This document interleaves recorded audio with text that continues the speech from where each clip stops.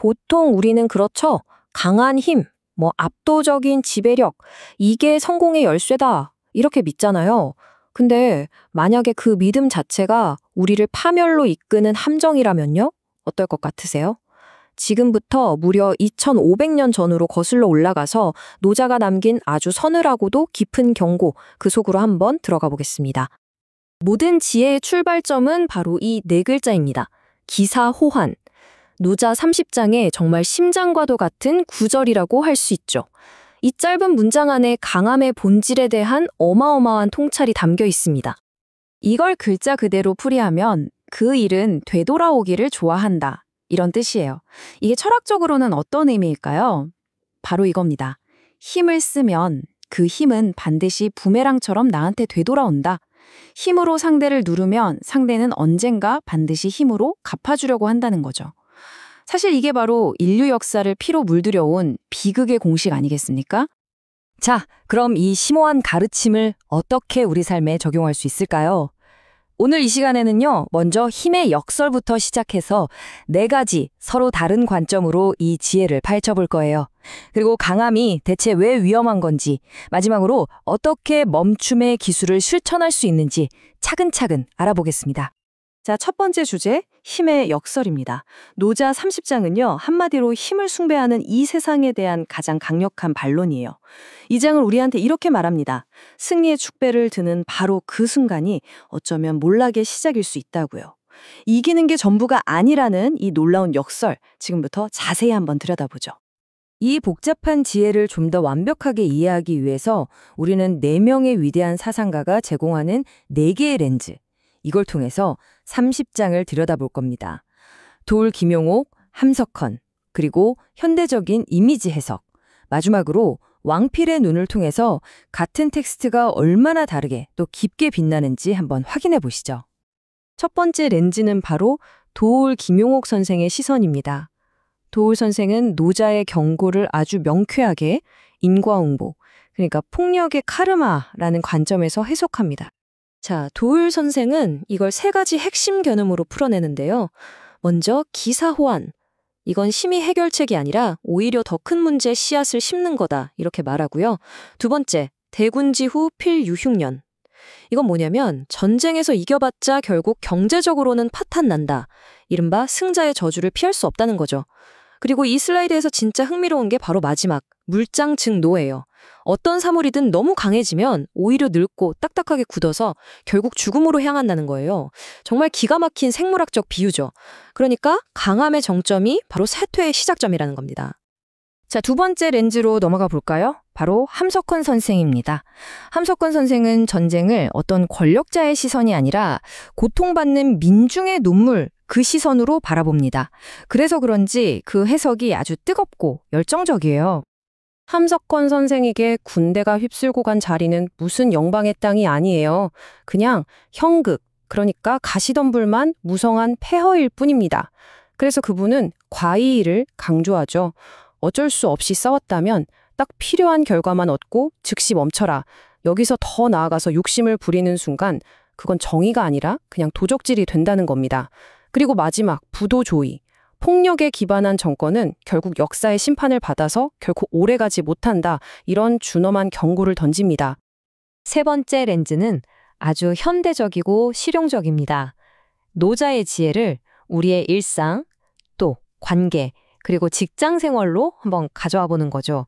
이름하여 과잉 노력의 역설입니다. 이 슬라이드 한번 보세요. 정말 와닿지 않나요? 우리가 논쟁에서 논리로 상대를 완벽하게 이겼다고 쳐요. 그 순간은 통쾌할지 몰라도 상대방 마음속에는 원한이 남습니다. 이게 바로 감정의 부메랑인 거죠. 대화를 나 혼자 지배하는 건 관계에 가시덤불을 심는 행위나 마찬가지고요.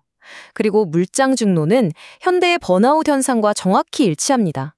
항상 최고조의 상태, 최고의 퍼포먼스를 유지하려고 애쓰는 것 자체가 스스로를 갉아먹고 조기노화를 부르는 길이라는 거죠. 자, 마지막 4번째 렌즈입니다. 왕필의 아주 냉철한 구조적 분석인데요. 그는 힘을 어떤 감정의 문제가 아니라 어쩔 수 없이 사용하는 도구로 보면서 수단과 목적을 명확하게 분리합니다. 왕필은 힘을 부득이한 것, 다시 말해 어쩔 수 없을 때만 꺼내드는 최후의 카드이자 필요악으로 봤어요. 그래서 그는 승리한 뒤에 지켜야 할 5가지 금기, 오물을 제시합니다. 뽐내지 말고, 자랑하지 말고, 교만하지 말고. 이게 어쩔 수 없는 일이었음을 알고 마지막으로 그 강함을 계속 고집하지 말라는 거죠. 이건 패자를 자극하지 않고 평화를 유지하기 위한 아주 고도의 정치 전략인 셈입니다. 왜냐? 강함을 계속 고집하는 건 자연의 흐름을 거스르는 인위적인 행위라서 반드시 빨리 끝장난다고 봤기 때문이죠. 자, 이렇게 4가지 서로 다른 관점을 쭉 살펴봤습니다. 이제 이 지혜들을 하나로 모아서 강함은 대체 왜 위험한가? 이 핵심 질문에 대한 종합적인 답을 찾아볼 시간입니다. 이 표가 모든 걸 아주 명확하게 보여주네요. 도울은 보복의 순환, 즉 카르마 때문에 위험하다고 말하고요. 함석화는 생명과 평화를 파괴하기 때문이라고 하죠. 현대적 해석은 어떻습니까? 관계를 망치고 번아웃을 일으키기 때문이라고 경고합니다. 그리고 왕필은 자연의 섭리에 어긋나서 지속 불가능하기 때문이다. 이렇게 딱 정리해주죠. 그래서 우리가 얻는 결정적인 깨달음은 바로 이겁니다. 강함이라는 건 생명력이 넘치는 상태가 아니라는 거예요. 오히려 유연성을 잃고 딱딱하게 굳어버린 상태, 즉 경직됨이자 죽음의 전조라는 거죠. 정말 충격적인 반전 아닌가요? 그렇다면 이 강함의 역설에 대한 해법은 뭘까요? 바로 멈춤입니다. 이기는 것보다 더 중요하고 어쩌면 더 강력한 지혜, 바로 언제 어떻게 멈춰야 하는지를 아는 멈춤의 미학이죠. 그 핵심 개념이 바로 과의입니다. 결과를 얻었으면 그걸로 끝이다. 이게 바로 목적 중심적 사고의 정수예요. 진짜 목적은 문제를 해결하는 것이지 내 자신을 과시하거나 상대를 굴복시키는 게 아니라는 걸 아는 거죠. 목표를 달성했으면 거기에 불필요한 힘이나 자랑을 더하지 않고 즉시 멈추는 것. 이야말로 미래의 문제를 만들지 않는 아주 쿨한 승리의 기술이라고 할 수 있겠습니다. 그리고 왕필이 제시한 이 5가지 금기사항은 멈춤의 미학을 위한 아주 구체적인 체크리스트가 되어줍니다. 성공한 뒤에 뽐내지 말 것, 자랑하지 말 것, 교만하지 말 것, 그리고 이 모든 게 어쩔 수 없었다는 걸 스스로 알고 그 강한 상태에 계속 머무르려고 애쓰지 말라는 것. 이것만 기억해도 우리 삶의 많은 실수를 피할 수 있을 겁니다. 이제 마지막 단계입니다. 이 고대의 지혜를 오늘, 바로 지금 여러분의 삶에 적용해 볼 시간이에요. 아주 구체적이고 실용적인 방법들을 알려드릴게요. 멈춤의 기술을 연습하는 3가지 방법. 아주 간단합니다. 첫째, 논쟁을 멈추세요. 내 의견이 전달되었다 싶으면 거기서 끝내세요.